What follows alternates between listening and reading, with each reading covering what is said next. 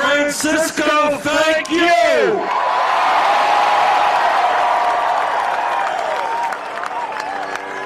Let me thank Sarah Lee Guthrie. We're going to hear her later. You all know who her grandfather was. One of the great songwriters in American history. Among other songs he wrote, "Which side are you on? We know which side we are on." And I want to thank Tony, and David Campos, and David Canepa, Claire Lau, and Tom Amiano. And I want to thank Representative Ro Khanna from California. Ro is one of the great new members of the United States Congress. He's leading the way on so many issues. Ro, thank you for what you're doing.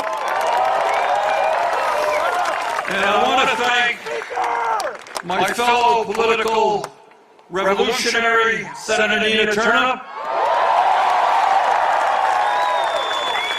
You know, it's hard to follow all these guys, and Ro and Nina, because they said so much, but I will try to do my best. Before I begin my remarks, I want to mention to you, I think what most of you already know, is that the Bob Mueller investigation was submitted to the Attorney General. Now, I haven't read the report yet. It hasn't been made public. I think I have something in my email box right now. I'm reading it after this, but what I know is that it is a summary of the report.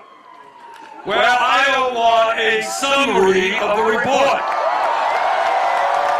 I want the whole damn report, because nobody, especially this president, is above the law. Now, I'm delighted to be here in California. This is our first trip here in this campaign. And I want to say to you, based on the incredible crowds that we saw in San Diego and Los Angeles and here today, I think we're going to win California.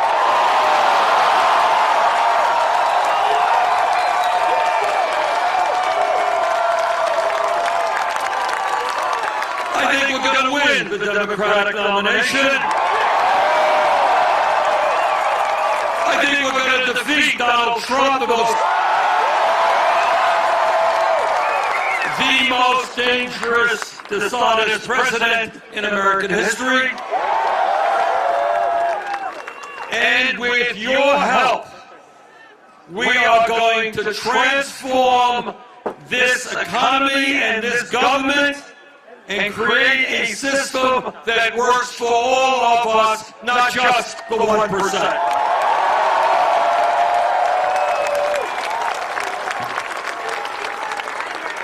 Today, I want to welcome you. I want to embrace you and bring you in to a campaign which says, with confidence, with optimism, and with love, that the underlying principles of our government will not be greed, will not be kleptocracy, will not be hatred or lies. The underlying principles of our government will not be racism, will not be sexism, will not be xenophobia, will not be homophobia, and will not be religious bigotry. Brothers and sisters, those ugly anti-American sentiments are going to end, and they're going to end soon. The principles of our government are going to be based on justice, economic justice, racial justice, social justice, and environmental justice.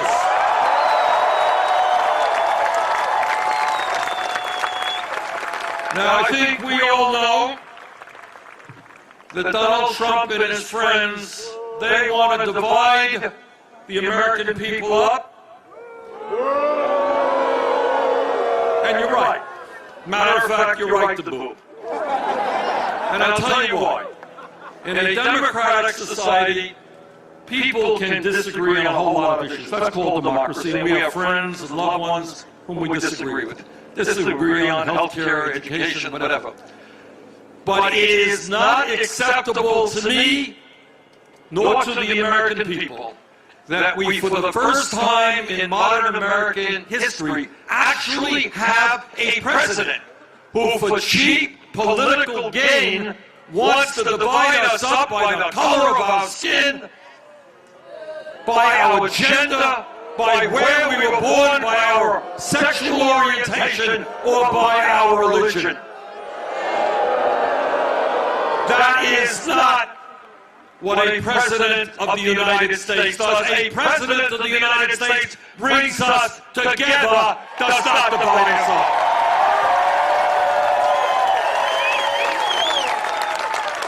So our campaign will do exactly the opposite of what Trump is doing. He wants to divide us up. We are going to bring our people together, black and white and Latino, Asian American, Native American,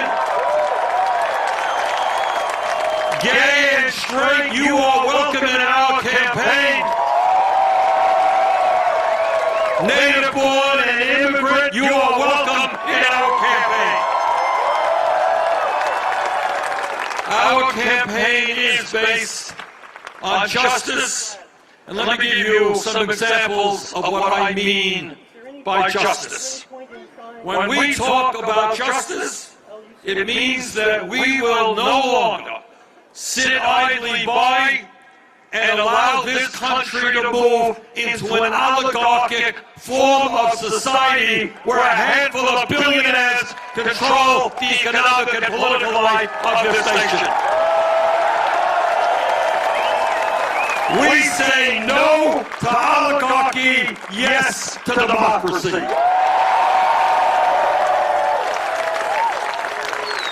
When we talk about justice, we will not allow 3 families in this country to own more wealth than the bottom half of American society. While at the same time, more than 20% of our children live in poverty. We have veterans sleeping out on the street here in San Francisco. And 30 million Americans have no health insurance at all. That is not a just society. Justice means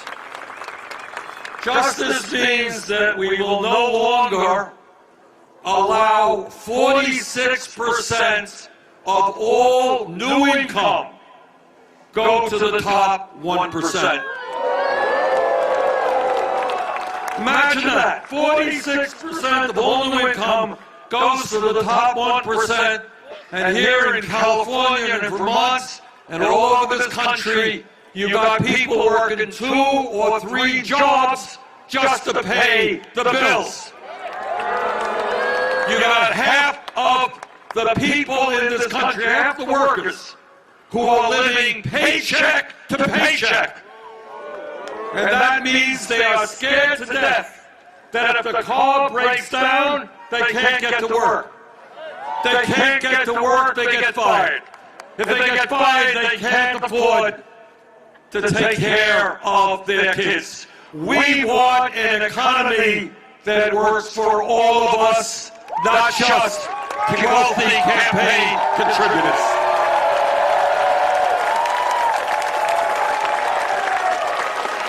And when we talk about justice, we're going to end the absurdity of corporate CEOs making 300 times what their employees make.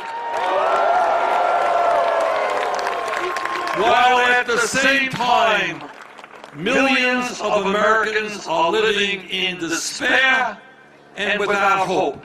And if you can believe this, over the last 3 years, life expectancy has gone down in America. Because people have lost hope, people are turning to drugs, they're turning to alcohol, and they're turning to suicide. This campaign is about bringing hope back to all Americans.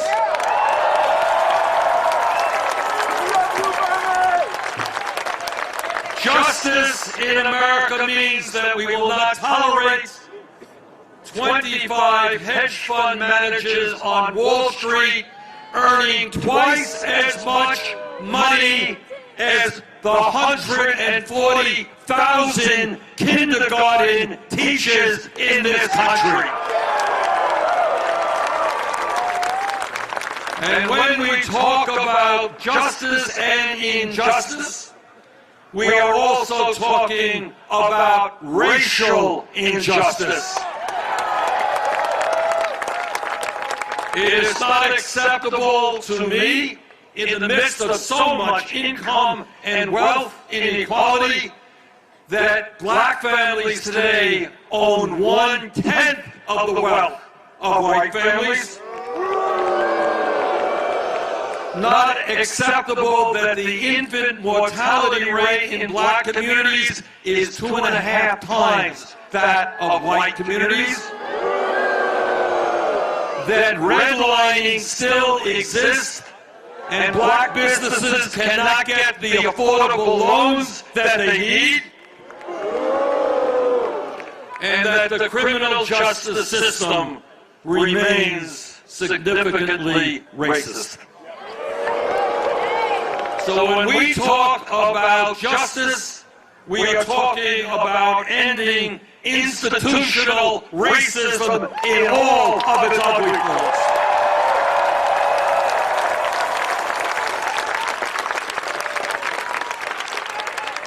And when we talk about justice, it also means doing everything that we can to end the growing tribalism and religious bigotry we are seeing in this country and around the world. Since Trump has been in office, we have seen a significant rise in hate crimes, crimes against African Americans, against the Jewish community, against gays, against immigrants, and against Muslims. And this is not just an American phenomenon. This is taking place in Europe and all over the world. We were all shocked by the mass killing last week of 50 Muslims who were in a mosque in New Zealand. Yesterday, I had the opportunity to meet with members of the Muslim community at the Islamic Center of Southern California in LA. And this is the promise that I made to them, and I want to make to every American. As your president, I will not have kind things to say about authoritarian leaders around the world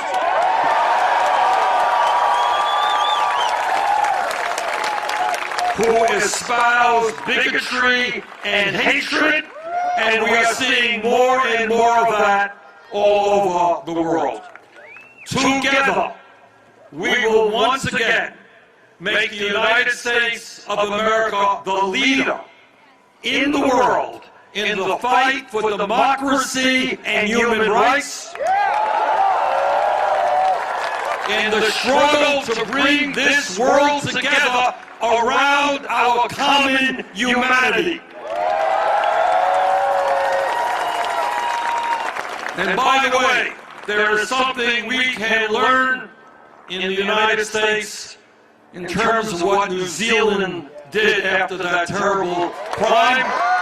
They banned assault weapons.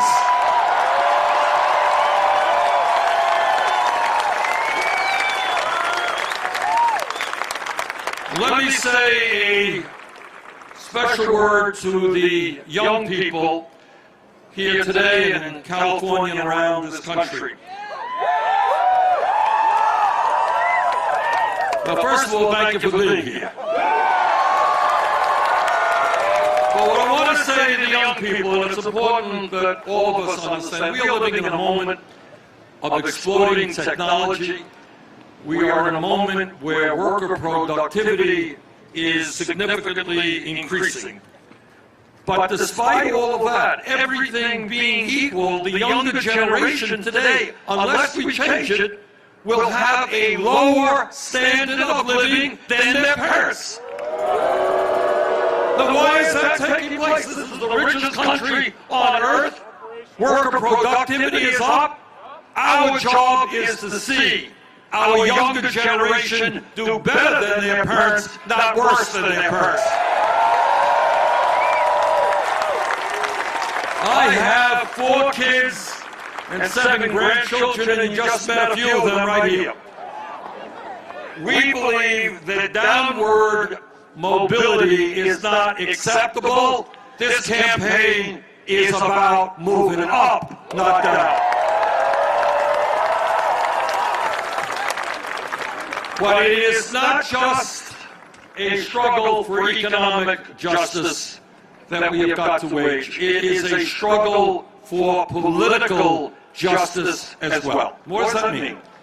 What it means is that to me, and I know to you, democracy means one person, one vote, not billionaires buying elections.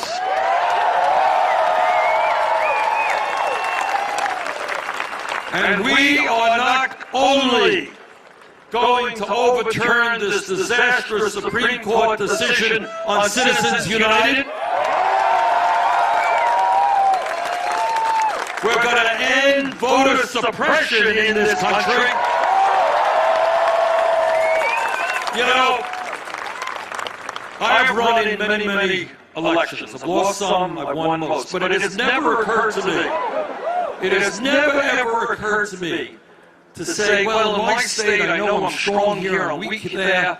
How can I make it as hard as possible for people to vote because they might vote against me? That is political cowardice.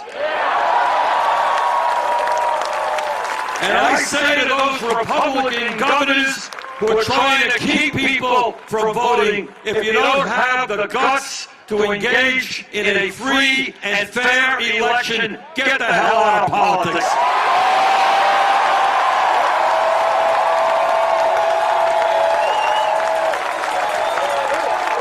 This country today has one of the lowest voter turnouts. Thank you.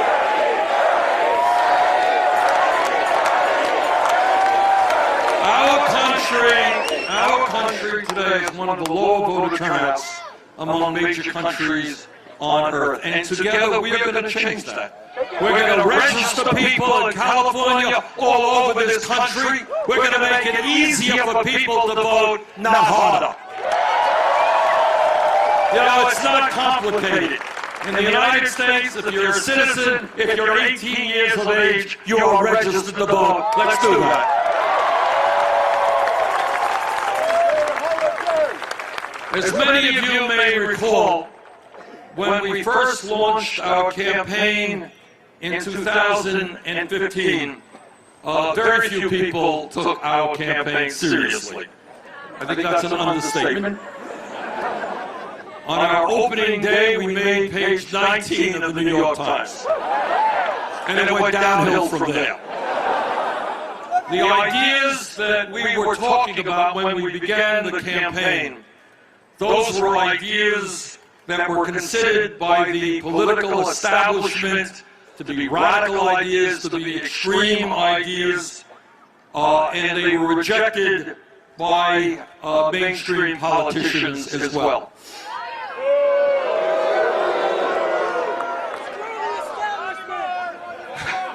That's right. Matter of fact, we did take on the entire political establishment. And I'm pretty proud of that, so should you. Anyhow, as I was saying, the ideas that we were talking about were ideas that the media and everybody else, but these ideas are so far out, they're so crazy. Nobody in America supports those ideas. Raising, now hear this, these are, want to hear some radical ideas? All right, here you go. All right, I don't want to shuffle, are you all prepared? I don't want mass collapse. Here it is. Radical idea. Raising the minimum wage to a living wage. Oh my God! Imagine how radical that idea is. All right, here's another one. You ready for another one? I don't want you fainting in shock. We have some people seated. That's good. All right. Guaranteeing health care to all people as a right.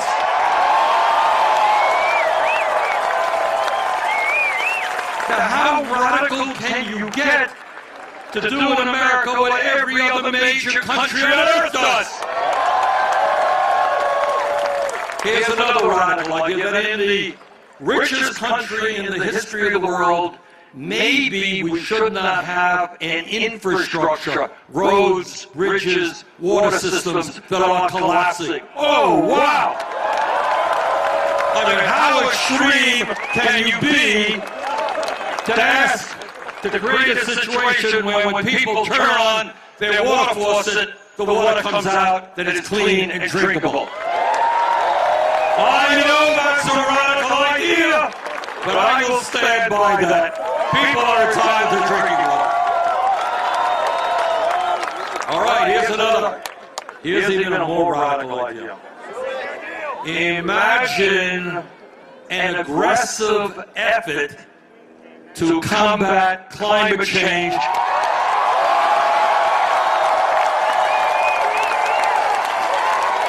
Now, this is really, really radical, because, you know, really radical because the scientific community, as many of you know, tells us that we got 12 years before irreparable damage will be done to the planet.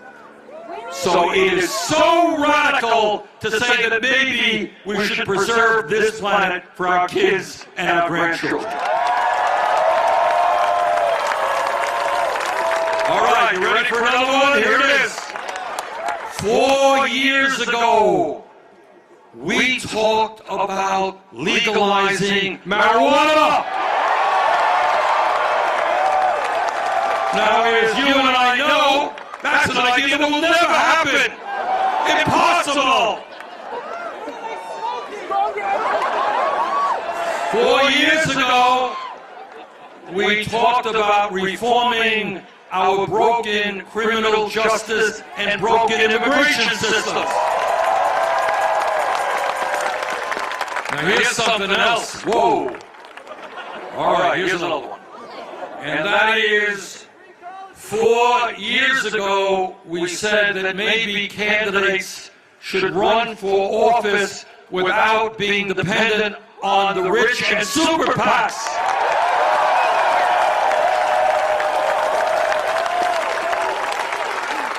And here is one more. 4 years ago, we said that maybe we should end the power of superdelegates at the Democratic National Convention.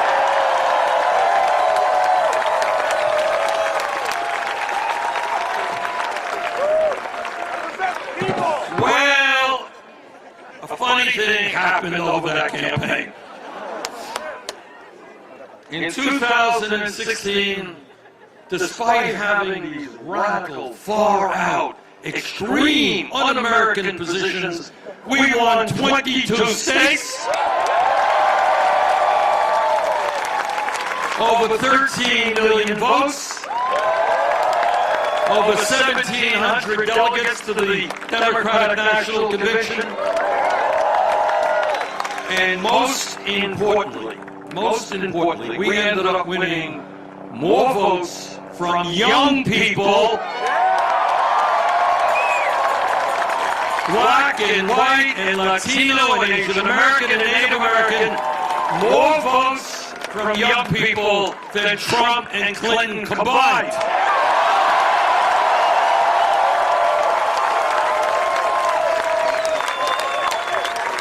And by the way, those ideas that we talked about 4 years ago that seemed so radical at the time, well, today, virtually all of those ideas are now supported by a majority of the American people.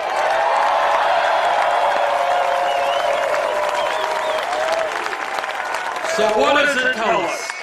It tells us that when the American people stand up, voice their opinions, and fight back, we can change America.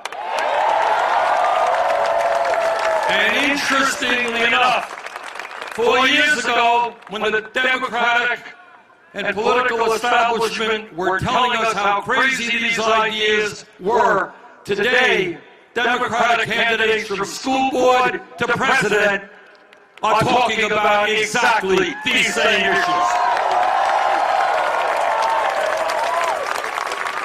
So it turns out, brothers and sisters, that the ideas of economic and social and racial and environmental justice are not so radical at all. They are what the American people want.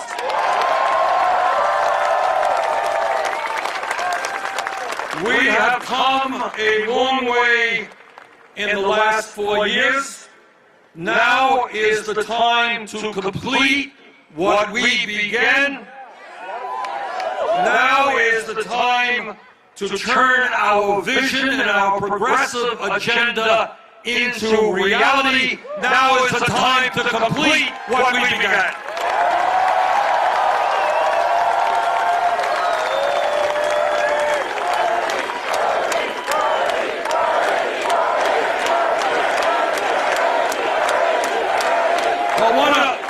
Let me say a word about Bernie.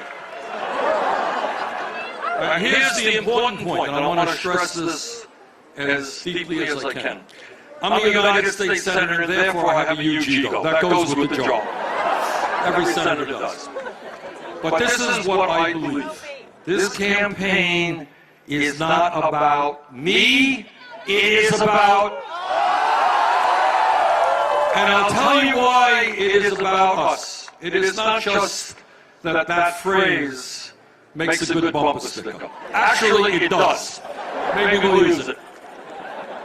But here's the main point that I think I want to make to you all today. And I don't think there are going to be any of the candidates who will make this point. And here's the truth.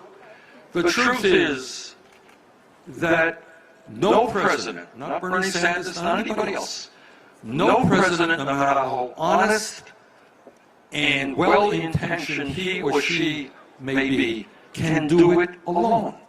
Okay? And I'll tell you why. And again, media's not going to talk about this too much, but this is the reality. The reality is that the people who own America, Wall Street, and the insurance companies, and the drug companies, and the military-industrial complex, and the fossil fuel industry, they are so powerful that no one person can do it alone. The only way we transform this country is the old-fashioned way, and that is from the bottom on up.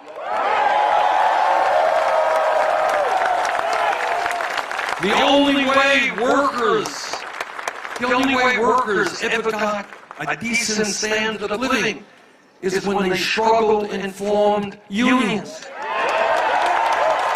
The only way we ever ended segregation in this country was when we had a grassroots civil rights movement. The only way women have ever made the gains that they have is because we had a grassroots women's movement. The only way the gay community has received the dignity that they have is because of the gay movement. The only way we transform this country economically and politically is when millions of people from coast to coast stand up, look around them, and say the status quo is not good enough. We want real change.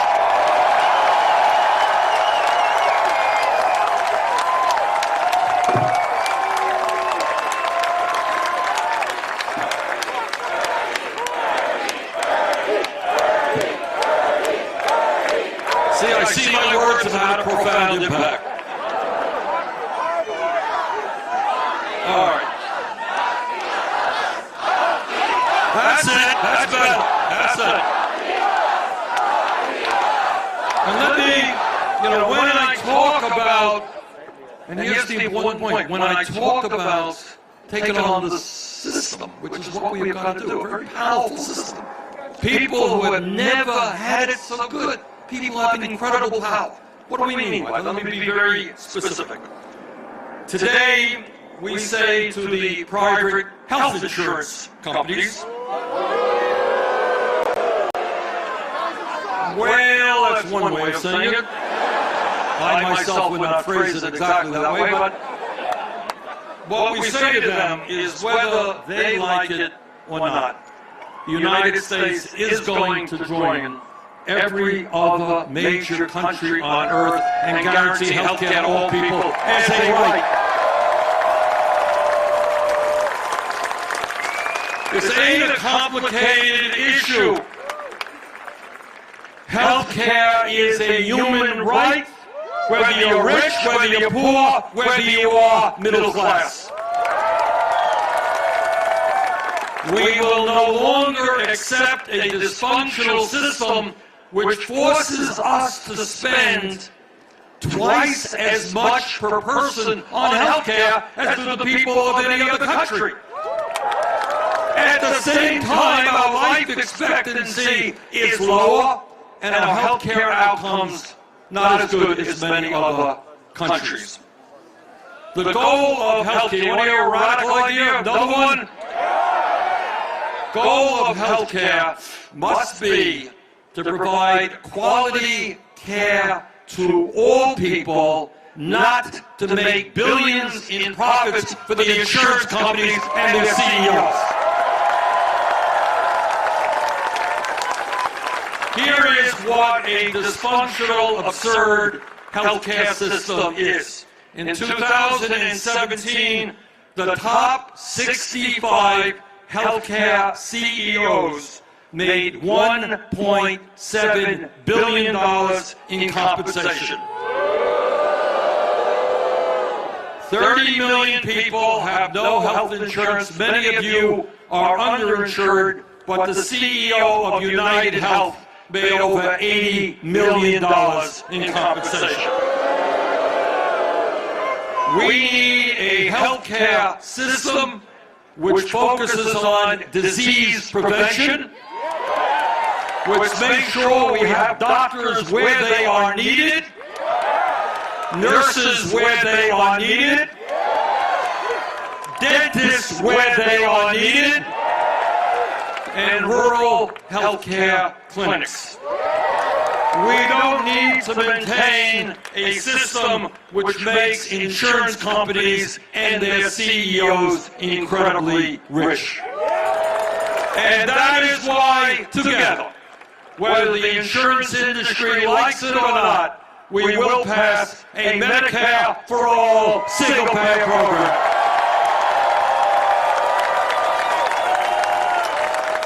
And today we say to the drug companies, we will no longer allow you to continue ripping us off and charging us by far the highest prices in the world for the medicine that we need. We are not asking you, we are telling you, you're going to lower prescription drug prices in this country.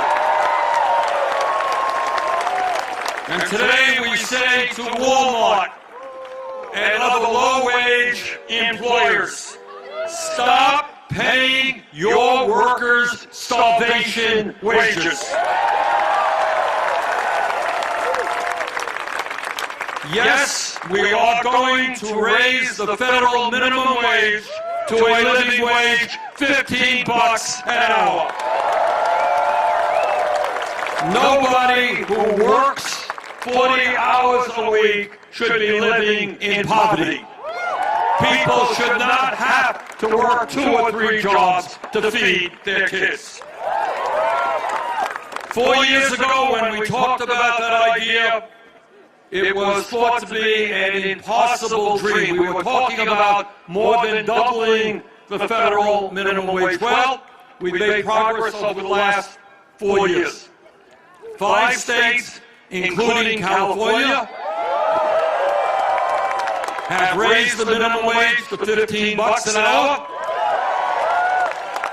And I'm happy to tell you that several weeks ago, the U.S. House Committee on Education and Labor reported out of that committee, and I believe it will pass the full House, legislation which will raise the federal minimum wage to $15 an hour.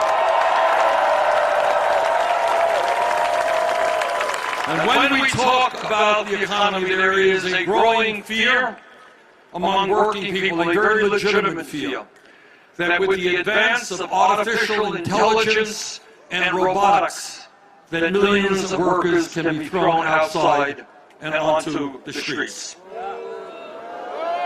It is absolutely imperative that these new technologies be used to improve the human condition, not simply make more money for large corporations.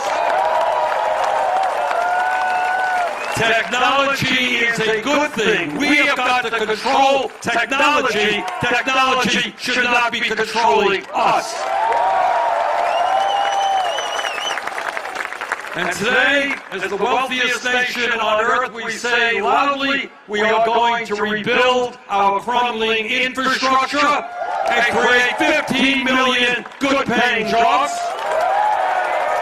And today, we say to the parents of this country that you and your children deserve quality, affordable child care. The children are our future. We are embarrassed that as a nation we have the highest rate of childhood poverty of almost any major country on earth. We're going to turn that around. We're going to invest in our kids. We're going to invest in universal, affordable child care.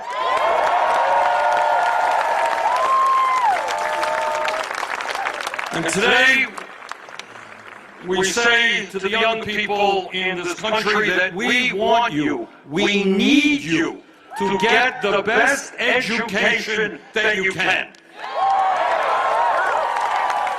We live in a competitive global economy, and we will not succeed economically as a nation unless we have the best educated workforce in the world. And that means every person in this country, regardless of income, must be able to get all the education they need. And that is why we are going to make public colleges and universities tuition-free. And congratulations to the City University here in San Francisco for moving in that direction. How many of you have student debt right now? Raise your hand, please. Now, here's a promise to you. If we can provide $1 trillion to bail out Wall Street, we're either going to end that student debt completely or substantially reduce it. Take that to the bank.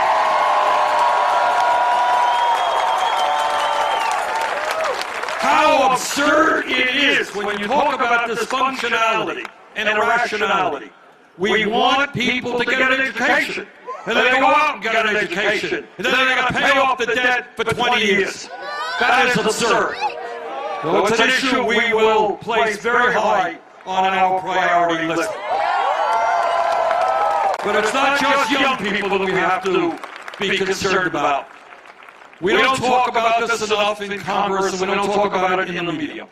But right now in Vermont and in California, there are senior citizens trying to get by on $12,000 or $13,000 a year Social Security. Can you imagine being 90 years of age and trying to get by on $12,000 a year? And the answer is you can't. In response to that, my Republican colleagues in Congress got a brilliant idea. They want to cut Social Security benefits. Well, we got some bad news for them. Ain't gonna happen. Quite the contrary. We're gonna raise Social Security benefits. Seniors are the people who built this country. They are the people who defended this country. They are the people who raised us. We are not going to leave them out on the streets. Now, I don't have to tell any of you that Donald Trump embarrasses us every day. There's almost not a day that goes by when he doesn't tell one or another outlandish lie. When he doesn't attack, I mean, it's hard for me to believe. I stand up here thinking, why in God's name would a president of the United States attack John McCain, who died months ago? I mean, what world are you living in? You know, McCain and I disagreed on a lot of issues. He was a friend of mine. He was an American hero. You don't attack dead heroes when you're the president of the United States. But he embarrasses us in so many ways, but I think maybe most importantly, he embarrasses us in the entire world when he tells us that climate change is a hoax. So this is not just a lie, it is a dangerous statement, because we know what the scientists tell us, is that climate change is real. I don't have to tell the people of California how real climate change is. You know that. Climate change is real, it is caused by human activity, and in this state, in this country, and around the world, it is already causing devastating harm. So today we say to Mr. Trump and his sponsors in the fossil fuel industry, whether you like it or not, we are going to transform our energy system away from fossil fuel into energy efficiency and sustainable energy. And when we do that, we're going to create millions of good-paying jobs. We're weatherizing our homes, weatherizing our buildings, create an efficient rail system, a modern transportation system. We're going to invest in solar, in wind, in batteries, and in other technologies.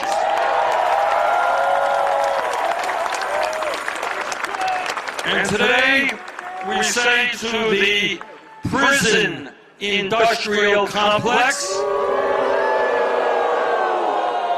that whether you like it or not, we are going to bring about in this country long, long overdue criminal justice reform. In this great nation, we should not have more people in jail, disproportionately African American, Latino, Native American, more people in jail than any other country on earth. Instead of spending $80 billion a year locking up fellow Americans, we are going to invest in jobs and education, not jails and incarceration. And when we talk about real criminal justice reform, we are talking about no more private prisons or detention centers.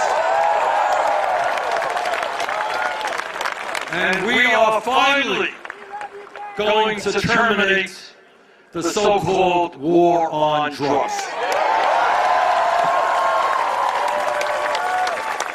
Too many lives have been destroyed. Too many people have received criminal records for possession of marijuana. And that is going to end. And when we talk about real criminal justice reform, I want all of you to know, what some of you may not, that right now, as we speak, hundreds of thousands of Americans are in jail for the crime of being poor and not being able to afford cash bail. We're going to end the cash bail system. And by the way, when we talk about real criminal justice reform, it means not only ending young people from getting criminal records for possession of marijuana, it also understands that there is something profoundly wrong when tens and tens of thousands of people get criminal records for smoking marijuana, but not one CEO on Wall Street went to jail because of their criminal activity in destroying our economy. I know it's another radical idea, but we believe in equal justice under the law, whether you're rich or whether you're poor. And when we talk about justice, we say to the American people that instead of demonizing the undocumented immigrants in this country, we are going to pass comprehensive immigration reform and a path toward citizenship.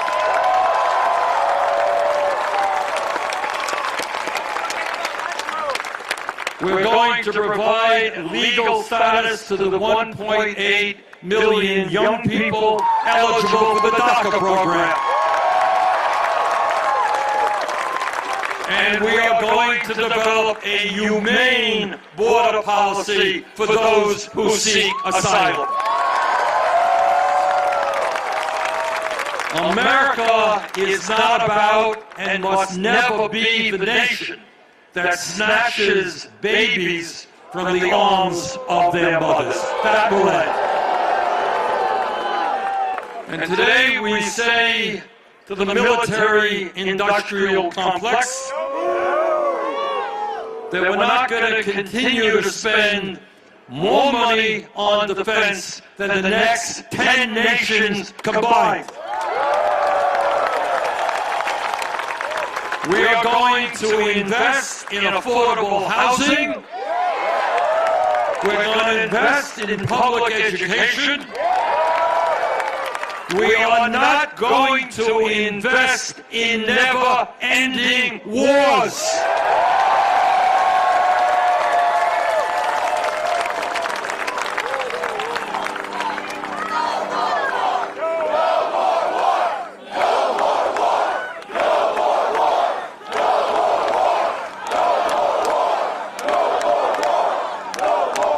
You know, it's not just the United States, but there are countries all over the world spending incredible amounts of money on military at the same time as children in developing countries are starving to death or dying from easily cured diseases.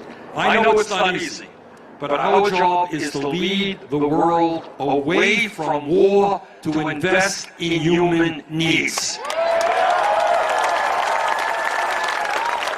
And today I want to say a word to the 1% and to the large profitable corporations in this country. People, by the way, who have never ever had it so good. Corporate profits are soaring, the rich are getting much richer.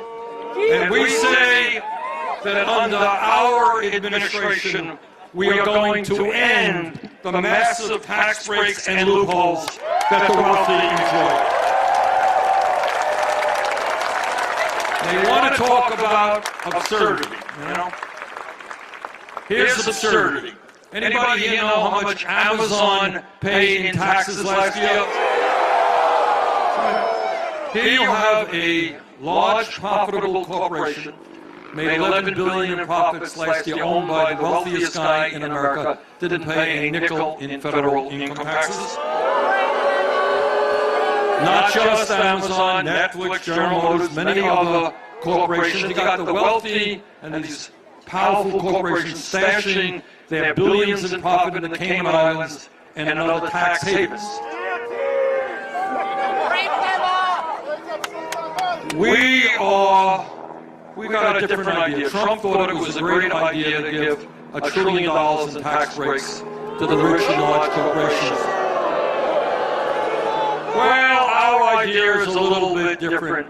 Under our administration, the top 1% and the large corporations will start paying their fair share of taxes.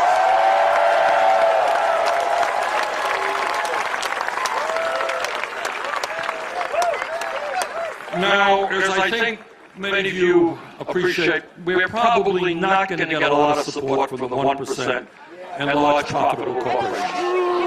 And that's okay. I don't need and we don't want their support.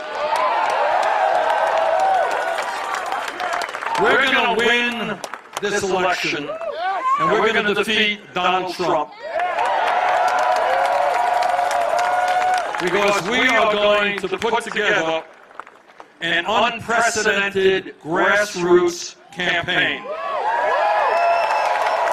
And I'm happy to tell you that our campaign has already signed up well over 1 million people who are going to roll up their sleeves and get to work. Now, I know something about grassroots politics, because that's kind of what I've been doing my entire life. Unlike Donald Trump, I was not born into a super wealthy family. My family did not give me millions of dollars to start resorts and casinos and hotels. My family did not give me $200,000 allowance every year from the age of 3. In fact, my family gave me a 25-cent a week allowance. I was not educated in an elite private school. I was educated in a public school. In other words, and most importantly, I am proud of where I came from. I know where I came from.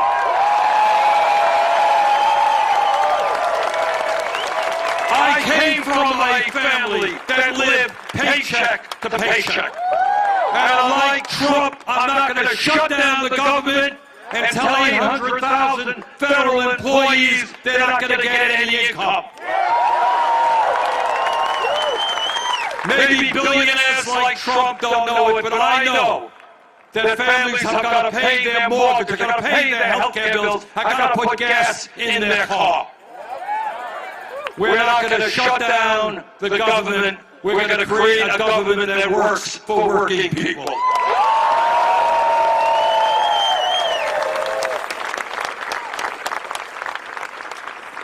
During the next number of months, you're going to hear a lot of discussion about ideas that candidates will be espousing. So I want to, some truth to that.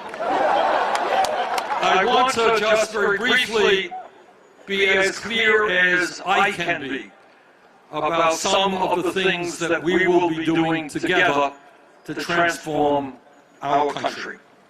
Number one, when we together are in the White House, we will enact a federal jobs guarantee. In this country today, if you look at a broken if you look at a broken daycare system, we need hundreds of thousands of qualified daycare workers. If you look at a school system, public school system, we need great teachers out there, well-paid teachers. We need more college instructors and professors.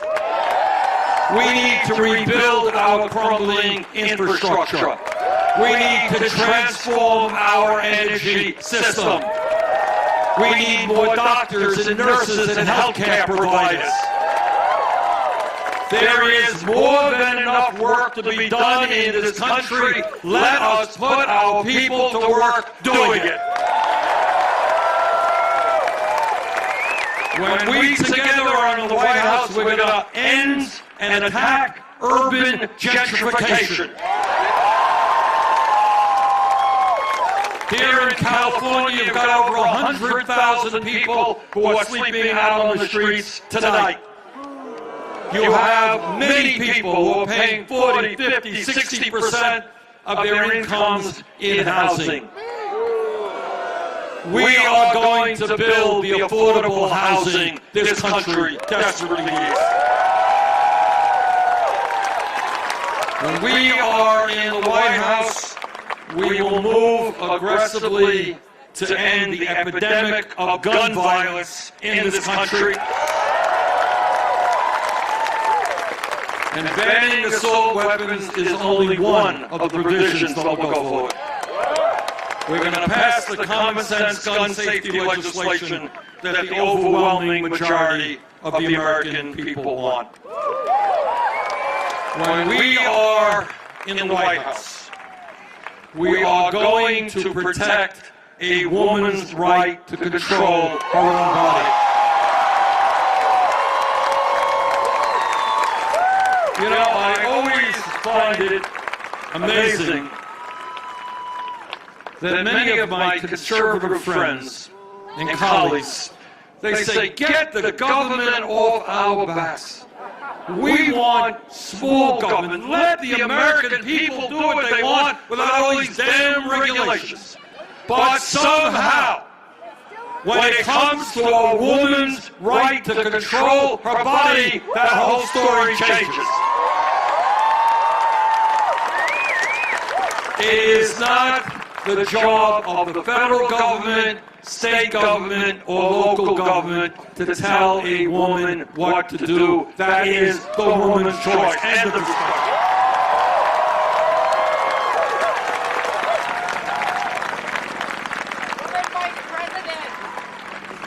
When we talk about transforming this country, we're not talking about a walk in the park, as beautiful as this park is. This is tough stuff. It is tough stuff. And the reason we say it's not me, it's us, is that we need to stand together to take on the most powerful people, not only in this country, but in this world. And let me be very specific. We're talking about taking on Wall Street. Okay? Now I want you to hear this. I only have 5 fingers here. Here's the 6. All right. 6 major Wall Street banks have assets equivalent to 54% of the GDP of this country. In other words, you've got 6 institutions that control the flow of trillions of dollars. They got us into a major recession in 2008. We're not going to take that chance again. We're going to break up the major financial institutions.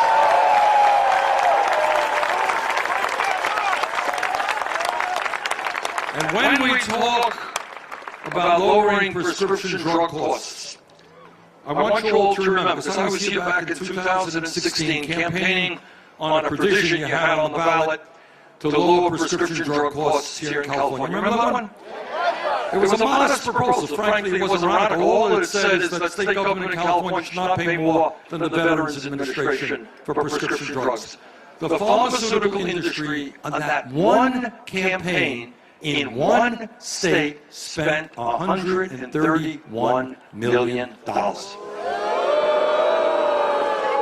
1 out of 5 Americans can't afford the price of prescription drugs. They had $131 million to spend on a campaign here in California. The insurance companies have endless amounts of money. So when we talk about lowering prescription drug costs and moving to Medicare for all, we have got to recognize we have a battle in front of us. These guys will spend endless amounts of money.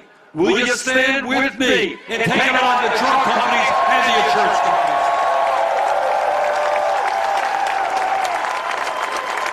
And if we're going to protect family-based agriculture from Vermont to California, we have got to stand up to agribusiness. We have got to stand up to the prison industrial complex. We've got to stand up to the fossil fuel industry. In other words, it's easy enough for somebody to give you a speech about all the things he or she wants to do.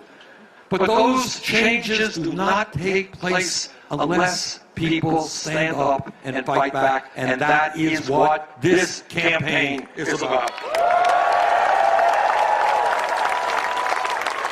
Brothers and sisters, let me end by saying this. Clearly, we've got an enormous amount of work in front of us to win the Democratic nomination, to defeat Trump, and to transform this country. But this is what I believe from the bottom of my heart. This is what motivates me every single day. And that is that if we do not allow Trump and his friends to divide us up by the color of our skin, where we came from, our sexual orientation, our religion, if we stand together as black and white and Latino, Native American, Asian American, gay and straight, if we stand together and stay focused on how we can improve lives for the vast majority of the people in this country, if we have the courage to take on powerful special interests, there is nothing that we cannot accomplish.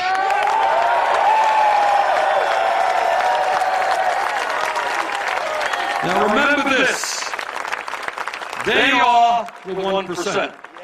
They have unlimited amounts of money. They have incredible political power. They have lobbyists all over Washington. They spend fantastic amounts of money in campaign contributions, buying and selling politicians. That is what the 1% and the powerful corporations do. Now, I may not be a great mathematician, but this I do know. They are 1%, we are 99%.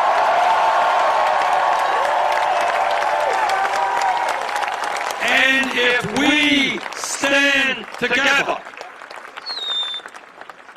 we can create a country that will be the envy of the world. It will be a country that our kids and our grandchildren will say, thank you, Mom and Dad, thank you, Grandpa and Grandma, thank you for standing up and fighting for justice. Thank you all very much.